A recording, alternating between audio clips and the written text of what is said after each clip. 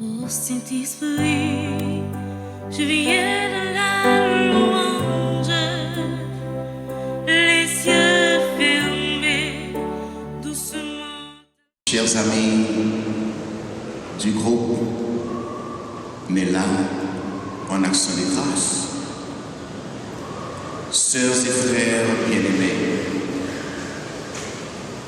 ce deuxième dimanche de Pâques marque ici, à Saint-Pierre, les 40 ans de fondation du groupe Nella, nous et les autres. Aussi, tout au cours de cette célébration, serons-nous en communion avec le président, le comité directeur et tout le groupe Nella. Mais ce deuxième dimanche de Pâques rappelle sur le plan de l'Église universelle l'institution par le pape Jean-Paul II du dimanche de la Divine Miséricorde, tandis qu'il procédait à la canonisation de sœur Faustine, l'apôtre de la Miséricorde, le 30 avril de l'an 2000, sur la place Saint-Pierre à Rome, il y a donc 25 ans. Nous commémorons ici dans cette Eucharistie un double jubilé. Le jubilé de Roubi, les 40 ans du groupe Nella, et le jubilé d'argent de la Divine Miséricorde.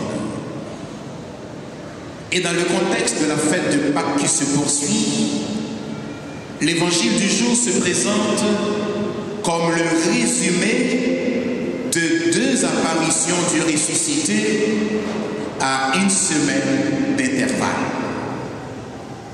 Son apparition à ses disciples le jour même de sa résurrection et son apparition à Thomas et les autres 8 jours plus tard. Mais toute la liturgie de l'octave pascale, c'est-à-dire durant les 8 jours, aujourd'hui inclus, qui ont suivi le dimanche de Pâques, toute la liturgie, dis-je, ne fait qu'insister sur les preuves de la résurrection de Jésus, traduite par les passages évangéliques où le ressuscité se fait voir. Le ressuscité se fait voir à Marie-Madeleine, à d'autres femmes.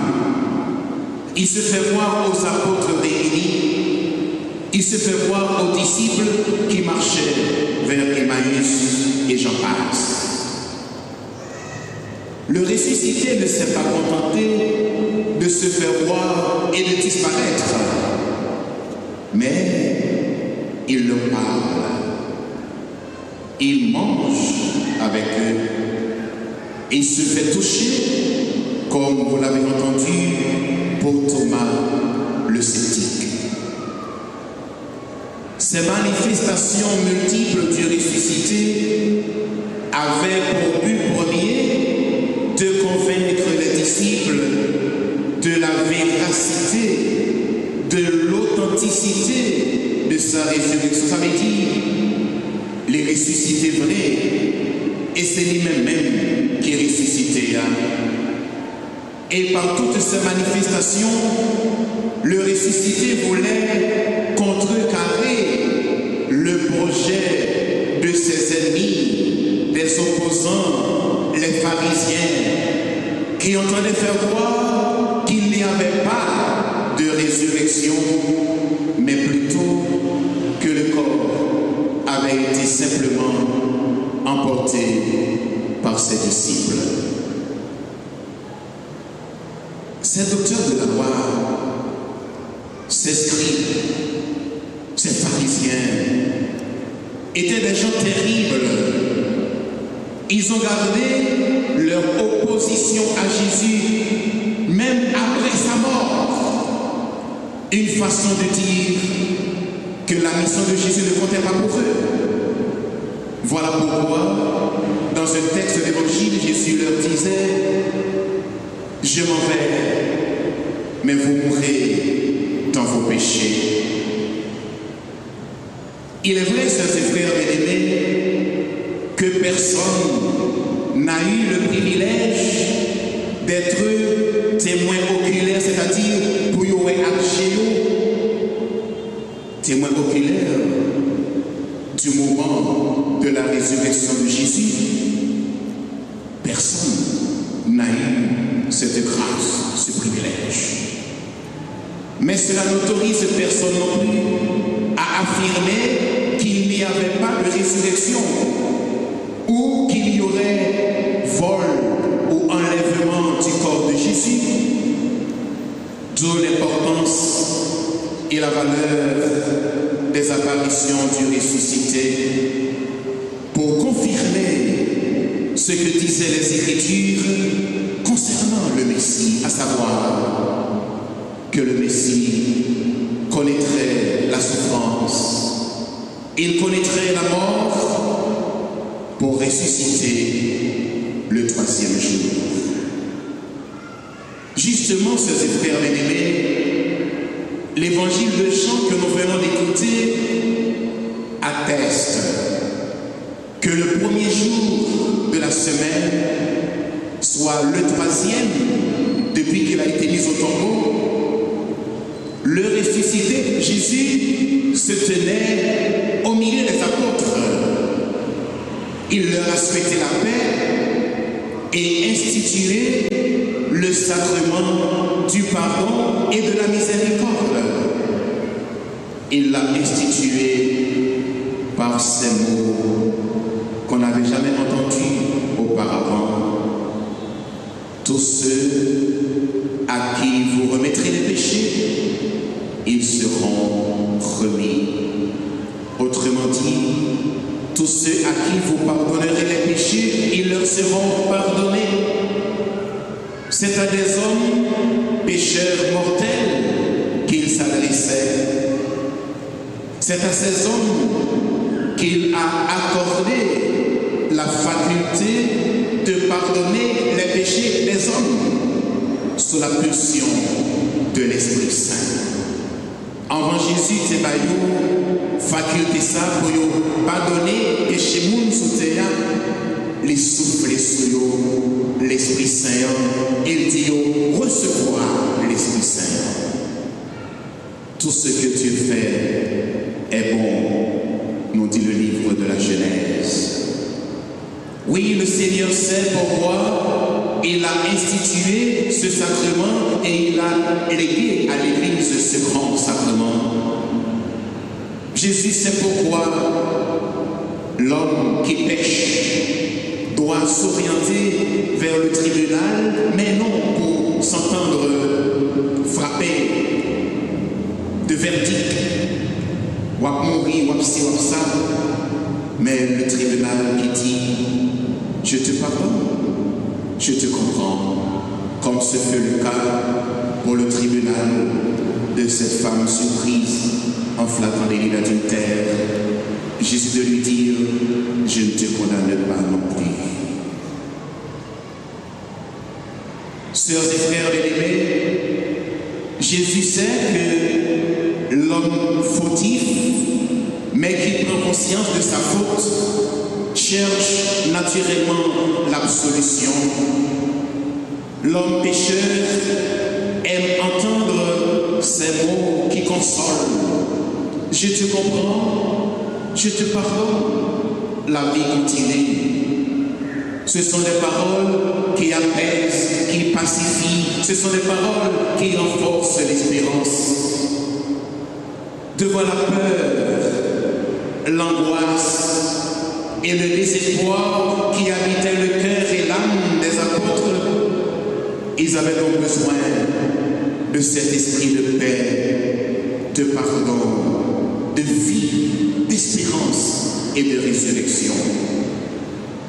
Tout comme le peuple haïtien aujourd'hui, rendu prisonnier sur son propre territoire et dans sa propre maison par la faute de dirigeants corrompus, de dirigeants assoiffés d'argent et de pouvoir, de dirigeants incapables, indolents, le peuple haïtien a besoin de ce souffle de paix, ce souffle de renouveau apporté par le ressuscité, afin de briser cette chaîne d'esclavage mental et physique qui nous est imposée par les ennemis de l'intérieur et de l'extérieur. Pour cela, sœurs et frères bien-aimés, il nous faut donc regarder du côté de l'apôtre Thomas pour avancer vers la bonne direction et prendre le bon chemin. Contrairement aux pharisiens, chefs des prêtres, aux scribes et docteurs de la loi, Thomas n'était pas un dieu à cuire. Il n'était pas un rebelle, un opposant au ressuscité, mais simplement quelqu'un qui voulait comprendre, qui voulait avoir des preuves tangibles, palpables, avant d'entrer dans cette aventure chrétienne, avant de commencer cette démarche nouvelle. Ce à quoi Thomas avait droit. Thomas était catégorique. Si je ne vois pas la marque des clous dans son côté, dans ses mains, dans ses pieds, si je ne vois pas la plaie dans son côté, non, je ne croirai pas. C'est pour même moi, il n'y a pas ça, il pour me croire effectivement, c'est lui-même. L'apôtre Thomas est l'homme de l'évidence, l'homme du toucher. Entendre un apôtre de Jésus tenir un tel langage, une telle position, c'est interpellant. Ainsi, sœurs et frères bien-aimés, Thomas devient le modèle de l'homme qui veut saisir le sens des choses. Il est le modèle de l'enfant et de toute personne habitée par des pouvoirs et des commandes avant de s'engager résolument. Et bon, pour nous agir tant que Thomas de temps en temps, en vont fouer corps dans le bagaille, c'est pour comprendre. Et pour cela, je dis bravo Thomas. Ainsi, Thomas peut nous servir de référence en matière de prudence, qui est la mère de toutes les vertus. Car celui ou celle qui adopte la philosophie et l'attitude prudente de Thomas ne s'empressera jamais de croire au commérage, aux zins, aux mensonges, aux diffamations, et encore moins, il ne les partagera pas et pas faire marcher.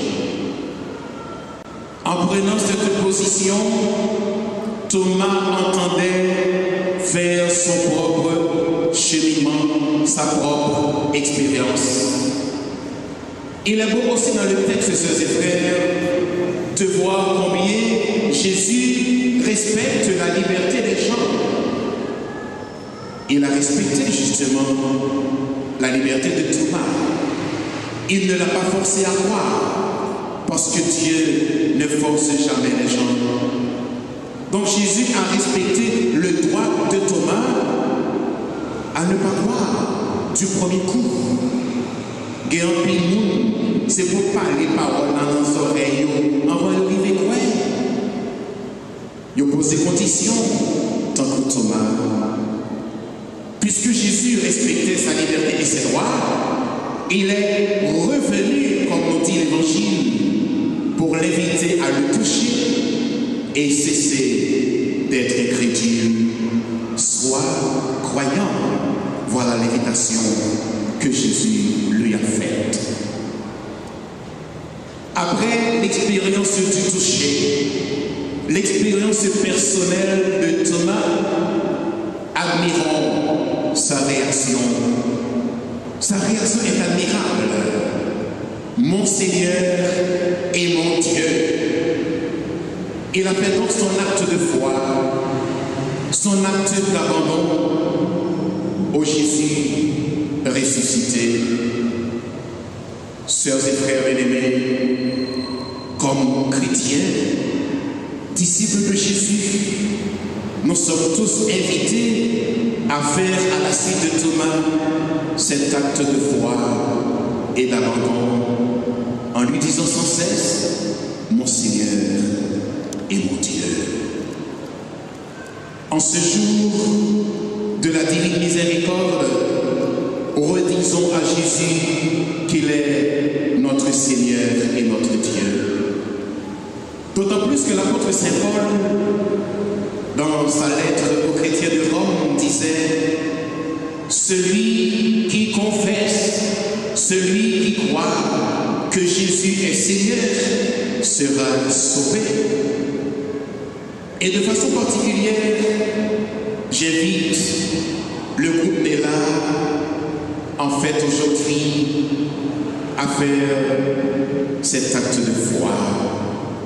Et je m'adresse maintenant à vous, chers enfants. Tandis que vous célébrez aujourd'hui votre jubilé de Roby,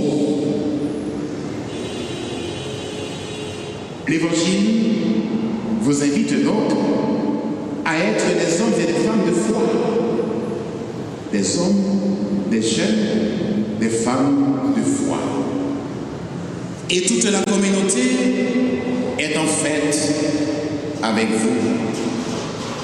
Aujourd'hui, plus que jamais, c'est le moment idéal de vous féliciter pour vos œuvres incalculables, pour vos engagements, pour les différentes missions que vous avez accomplies, pour les sacrifices que vous avez consentis pour la paroisse et pour le groupe. C'est le moment idéal, non seulement de vous féliciter, mais de vous remercier. Et je le fais présentement au nom de tous les prêtres qui sont passés par ces pierres et qui vous ont tous admirés. Au nom du clergé actuel, en mon nom propre et au nom de toute la communauté, nous vous disons merci. Merci pour votre disponibilité inconditionnelle. Merci pour votre amour de la paroisse et votre amour de Néla. Les temps sont difficiles et vous avez accepté de lutter comme tous les chrétiens aujourd'hui doivent lutter, comme les fidèles de Saint-Pierre luttent pour garder vivante la paroisse. Et vous avez lutté, aujourd'hui encore vous luttez pour garder Néla en vie.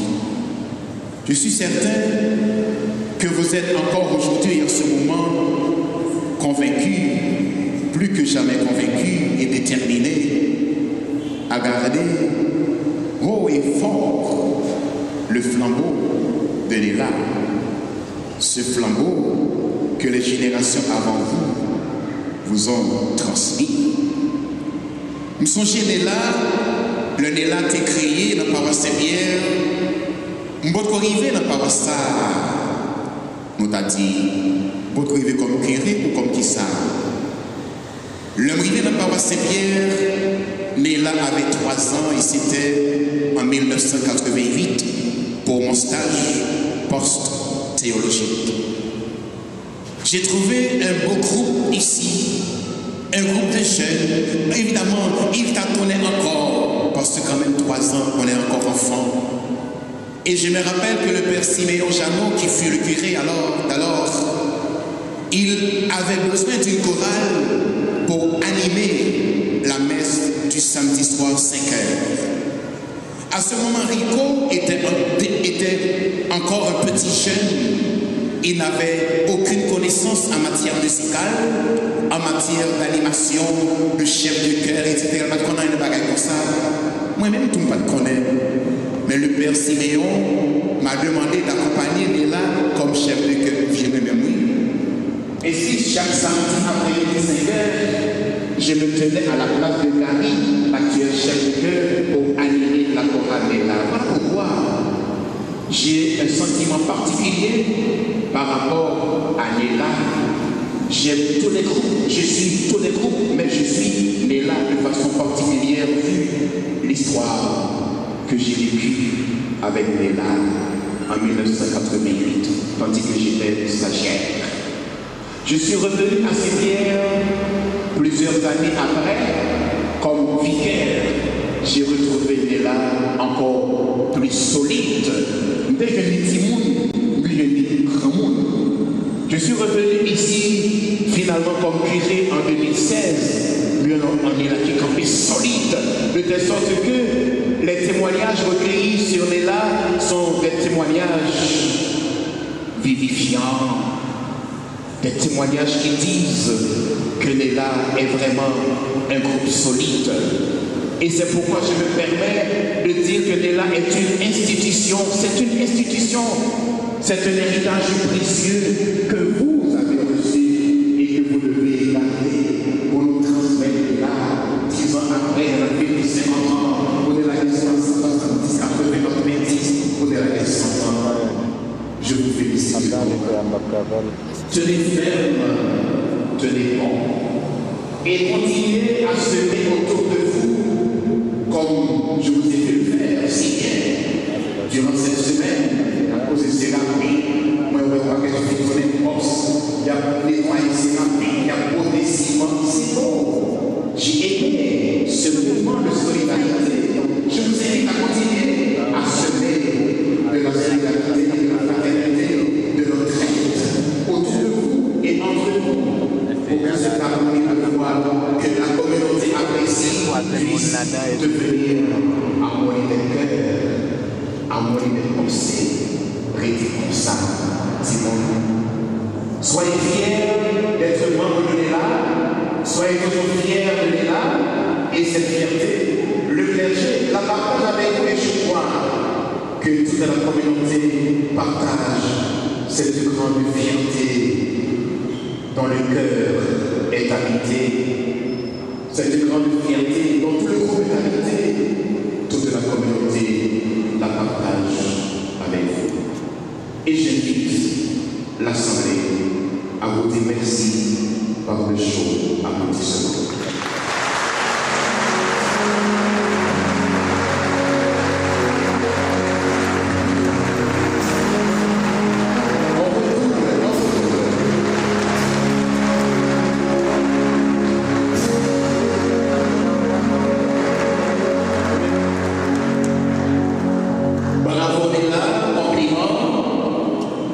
Pour les 40 ans de service, les 40 ans de mission, les 40 ans d'apostolat par le chant. Merci, compliment. Aussi bien aux membres du groupe Néla qu'à nous tous, sœurs et frères bien-aimés, puisse le Seigneur donner la victoire, le salut et sa lumière, lui qui est Père, Fils et Esprit Saint. Amen. Je viens